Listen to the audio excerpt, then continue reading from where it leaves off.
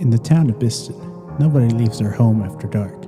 As soon as the sun begins to set, the shutters are drawn shut, the candles are snuffed out, and the doors are locked tight. Before the moon is fully risen, the entire town appears deserted, and silence reigns supreme. "Did you hear that?" whispered Frida, sounding very small and afraid of the dark. "Shut up!" her older brother, Freud, hissed through clenched teeth as he eyed the back windows of the house nearest to them. They were probably locked. Nobody in their right mind would leave the windows unlocked at this night. Not in Bristol, anyway. "I told you we shouldn't play in the forest," continued Frida. "I said we should go back sooner." "And I said to shut up," Frida went on. "Whining about the past doesn't change the present." Freud looked at his sister, shivering in the dark. "It doesn't change the situation we're in." Before Frida could respond, the faint sound of a child's laughter floated across the wind. Goosebumps erupted along Freud's neck and arms. Something about the sound seemed wrong. "Maybe there's other..." Freud glanced his hand over Frida's mouth, pulling her close. He shrank back into the shadows of the alley. Again, the unearthly sound drifted across the air. Frida tensed in Freud's arms as she realized the magnitude of their situation.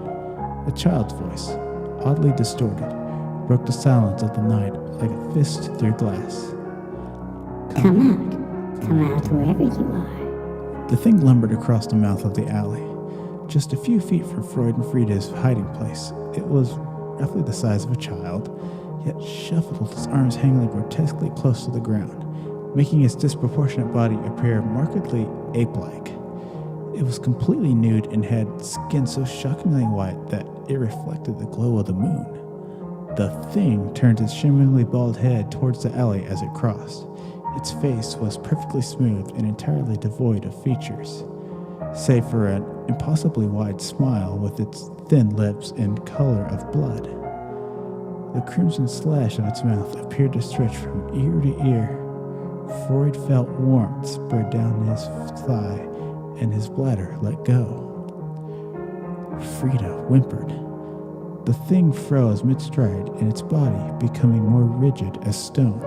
Slowly, it turned its torso until it was facing the alleyway. It took a tentative step forward. Frida sucked in a sharp breath through her nose as she began to hyperventilate. Freud clasped his hand over her mouth, but he was too late. Its head producing a sickening crackle from its neck. "Found you?" In the town of Biston, nobody leaves their house after dark.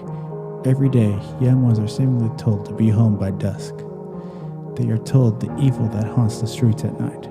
They are told to always remain silent, because if they hear you, the children of the moon will tear you limb from limb.